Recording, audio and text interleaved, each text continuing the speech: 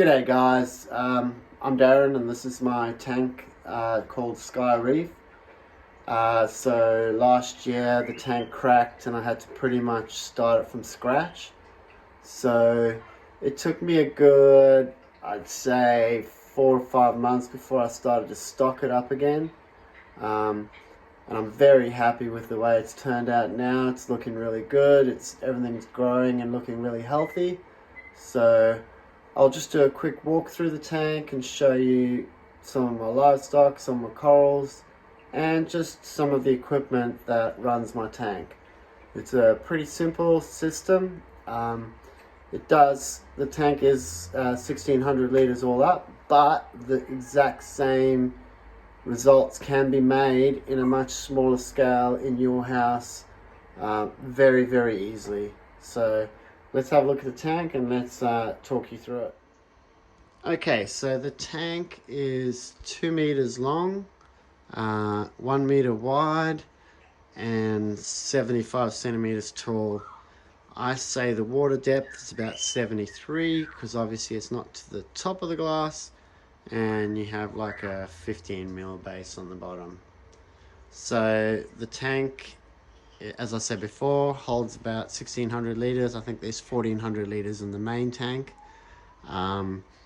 In here I run a few pumps. I do have another one to put on. I do have an MP60 quiet drive to put on there. So I've got an MP40, with that stupid Tunzi thing, I hate it. There's a Coral Box quiet pump 16 and a Tunzi 12,000. So my tank does need more flow, so I'm going to chuck that 30,000 in there soon, 27 and a half. It is a bit of a mixed reef. My wife really doesn't love SPS as much as I do. She likes a bit of movement, and obviously my daughter does too. So I have added a few bits of LPS corals this time. I've got a few schooling fish in my tank because I love my fish. I love my anthias. I've always kept anthias. They're definitely one of my favorite fish in the reef, and I have them in pretty much every reef tank I've ever owned. So here we have the golden anthias. These guys are beautiful. I have a nice blue-sided star leopard wrasse. There's a lovely African flameback. I've got my gem tang. I've got my Achilles tang. I've got my mimic tang. My lipstick tang. And then this other dark tang, which we had in the shop for ages. It's just black pretty much, but he's cool. I like him. He keeps the peace, keeps the Achilles in check. We have a black cap grandma. We have a nice pair of stupid clowns which don't want to host anything. They literally used to live in this hammer, and then when my tank cracked and I had to redo it, they went to the shop and they lived in a coral tank. And then since I've brought the tank back here and reset it back up, I brought back that was the coral they lived in since it was about this big. They've lived in it, and since putting them back in, they just stupid and they just swim around. Every once in a while I have to fish the female out of the overflow box because she's an idiot, but hey, maybe one day she'll go back. So I got a Starkey damsel too, which I really like. There is 5 or 6 yellow cessas in there. 3 of them sort of hide out behind the rocks.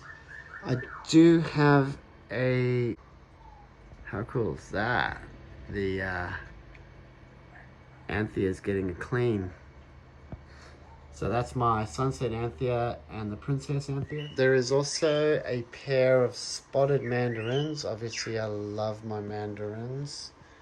And I always keep spotted because they do a better job at controlling flatworms in SPS corals, in my opinion, than the splendids. Splendids still do, but definitely not as much. So on this side I have just a bunch of cool frags which I've always had in my tanks, and I've just brought over to the new one. That is actually a lot better than it looks in the video. There's a bit of cherry blossom. That's my pink plating acro. I've got a bunch of different torch corals. Fayugeo. Got some Montes, just a bunch of different acroporas. And a few of my favorite zoos. Literally 3 kinds. So that is it for livestock. So I think I've mentioned all my fish. So I guess I'll give you a quick rundown on the actual tank now. Okay, so I'll run you through my equipment. So it's pretty simple. I run a 10 bulb ATI fixture, and I have 4 of these Canon style LEDs because I really like shimmer. I'm a metal halide fan, but obviously I love T5 because T5 in my opinion grows coral the best.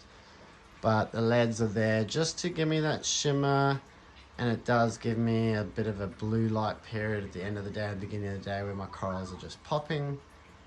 Everyone loves to see corals in blue light, but I do like to see my corals like this for most of the time of the day. So let's have a look at some of the equipment. Okay, so down here we have a J&S CO skimmer, and I have a algae light reactor, and I have a carbon reactor. I have 3 socks which catch the water that come from my UV sterilizer, the algae reactor and the carbon reactor, and my emergency. And then my main drain is plumbed into the Clarisea. I am considering trying the X1, but I haven't had too many issues with the Clarisea, to be honest, so it's working fine. I run a DCA 12,000 litre per hour coral box DCA pump, and that's the life of the tank. Pretty basic, pretty simple. I have a Wi-Fi dose pump, the coral box Wi-Fi dose pump, and I put in the ATI Essentials, and that's basically all that I use to run Sky Reef. Nothing fancy. I do want to put an Apex on here, but I haven't done it yet. But yeah, it's nothing crazy. I just do water tests. That's all I really do, is check my water parameters, and I keep my tank stable. It's pretty easy. And I also feed my fish. My fish love food.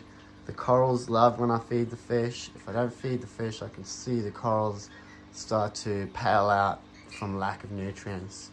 So there's a bit of an overview of my tank. I hope you like it. I hope you learned something. It's pretty simple. If you've got any questions, hit me up. Yeah, cool. Enjoy your day. Subscribe if you want to. Hit like, share, whatever.